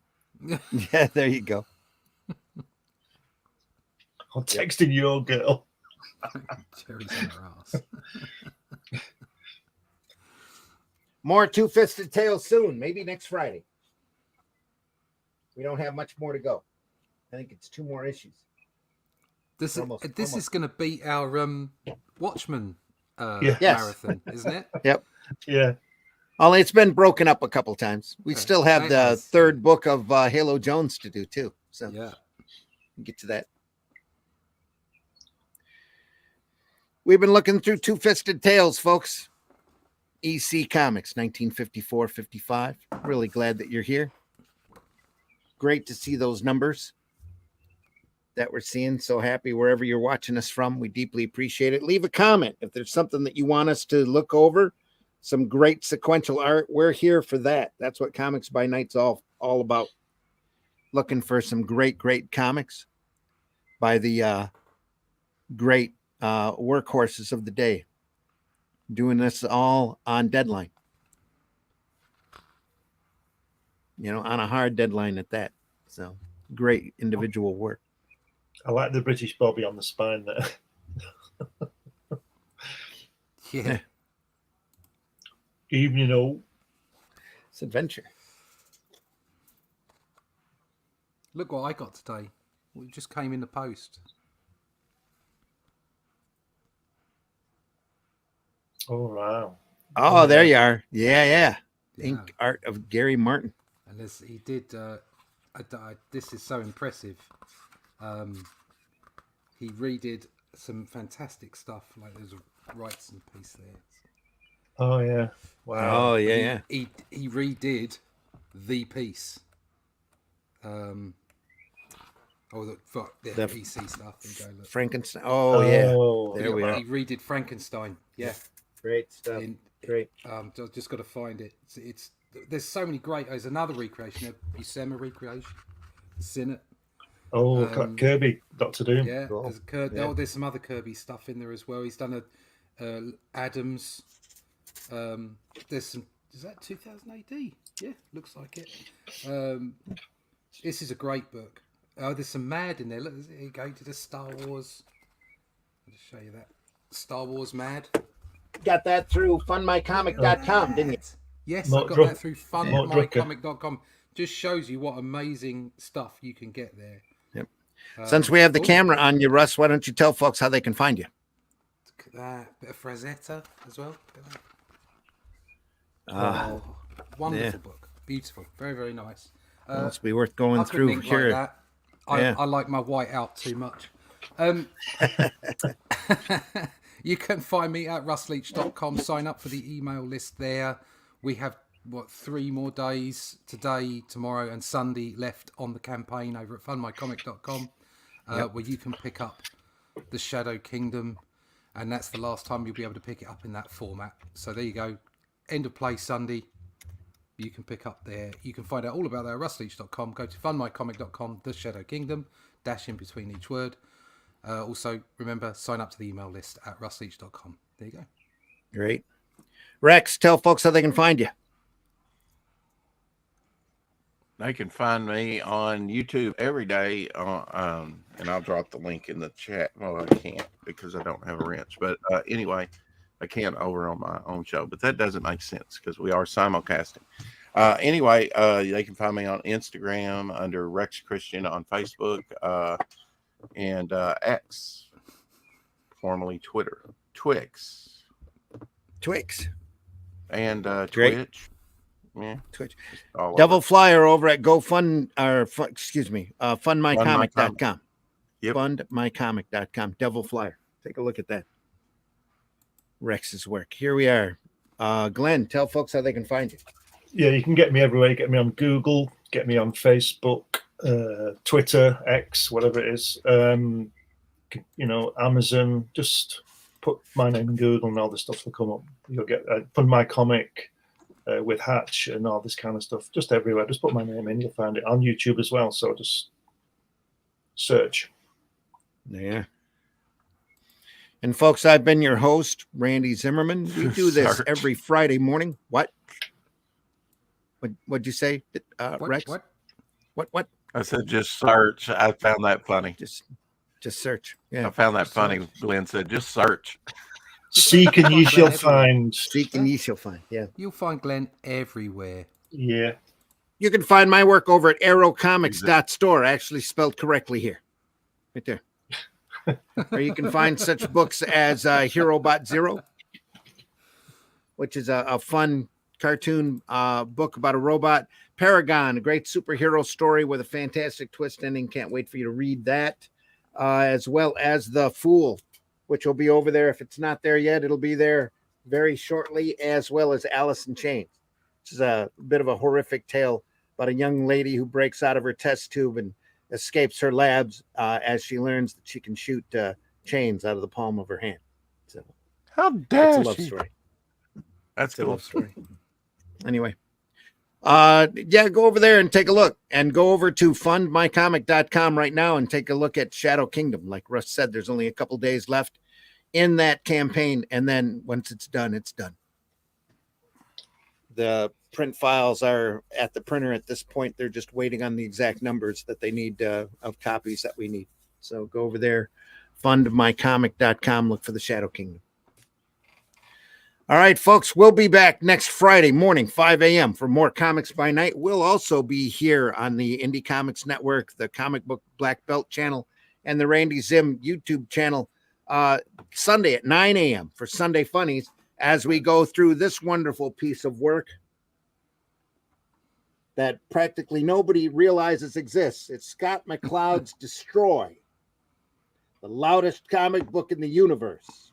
And it is, too. A lot of fun, a lot of great superhero action. We're going to go through it and take a good look at this book. It's a huge treasury book edition of the work. What a great story. What a great time from a great artist who literally wrote the book on understanding comics. So there's a story behind that. We'll talk about it on Sunday. We are Destroy, Sunday morning, 9 a.m., Sunday Funnies. Hope to see you back here then. Deeply appreciate you being here now. Make sure you buy alternative and independent comics, especially ours. If you love this industry, go out there and tell folks. Don't be afraid to tell people about the titles that you enjoy. Post that comic that you loved up on Facebook. Remind folks how great comics are. We don't need to be trolling. We don't need the negativity in this industry. We don't need the crabs out there pulling everybody down in order to try to make them big. Dopamine hits are only temporary, folks. We need more people But with sharing the pipes. love of this industry lasts a lot longer. Attract more flies with honey. So get them comic reading flies in here. Yeah. get 'em Whatever in. that noise was Buy supposed more to independent represent. comics. Absolutely. Especially That's right. ours. This was my Yep, yep. childhood. Every Sucking father on a had pipe. a pipe. Mhm. So this is the divine intervention. You could become a spiritual guru on your own, but you just have to tie your shoes, and you just have to know how to eat burritos backwards. Absolutely. Thank you, Lurch, for putting those links in the chat, by the way. Yes, thank you very much. Thanks for the Makes chat, you a everybody in the chat. kisser. Deeply Everybody in the appreciate chat, everybody yes. that was here, everybody that comes on afterwards, because we know the majority of our viewership is after we've already recorded this. We deeply appreciate you watching this. We hope that you've been entertained. We hope that you've seen some of the greatness that is comics. Go out and visit your local retailer, especially it's Free Comic Book Day this Saturday. Go out there, enjoy it, have some fun, get some free comics. Say hello to your local retailer. Look at those boxes closest to the floor. Those old black and white magazines, those old treasury books. There's some really great gold there. There's gold in them there boxes. So go there and take a look. That's Rex's Rex. Yeah. Folks, take care. We'll see you soon this Sunday, hopefully, for Destroy. Next Friday, probably for more Two-Fisted Tales one more time. And then after that, who knows? We've got Mobius. We've got Wood. Wally Wood, that is. We've got Wally Wood to show you. I've got wood. Yeah. At this age, you should just be happy. Just happy we have Wood. There we are. Be better. That's right. How dare you? Absolutely. All right, folks. We'll see you soon. Take care. Yeah. That's Vidania. Thanks for being here. Appreciate you all. Oh, and one more time. In the time before Atlantis sank and the lands of the world were savage and untamed, one man would claim his destiny. Leaving his Atlantean tribe behind and throwing off the shackles of Lemurian bondage, he sailed the seas as a pirate captain before seizing his place as a king. And now that he has the throne, how long will he be able to keep it? This is the Shadow Kingdom, the classic sword and sorcery tale by Robert E. Howard, adapted by Randy Zimmerman, with artwork by Russ Leach. Available now at funmycomic.com. Joke's on you, bitch. I love this shit.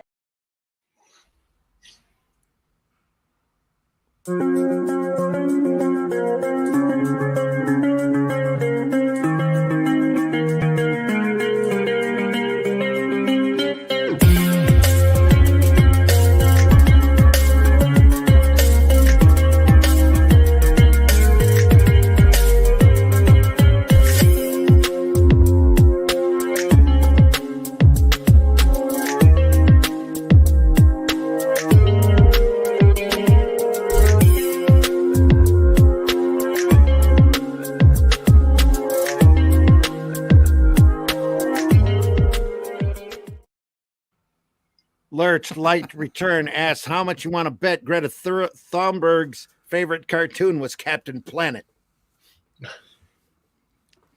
I would Probably, imagine it would have yeah. been Richie Rich. Oh, it's Fritz the That's just cat. me. Fritz the cat. There we are. Hey, everybody, we're all going to get laid.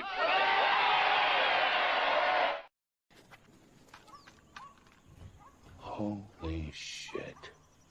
That is the craziest thing I have ever seen. And I'm Dennis Quaid, and Dennis Quaid has seen some shit. And who's your favorite Marvel Comics hero? Mine is Superman. Remember the motto? With I'm great glad power someone comes great responsibility. Say what? What'd you say, No, Rex? Sigourney Weaver read the news. There we are. You learn all sorts of stuff on this show. There you go. There we are.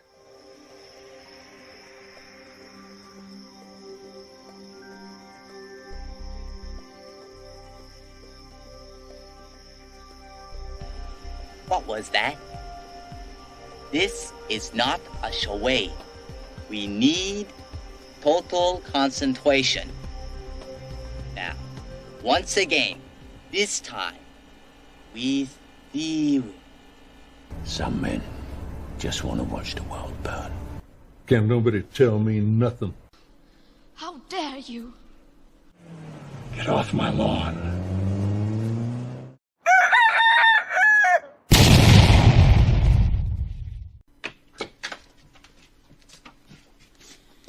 Bye, Jack.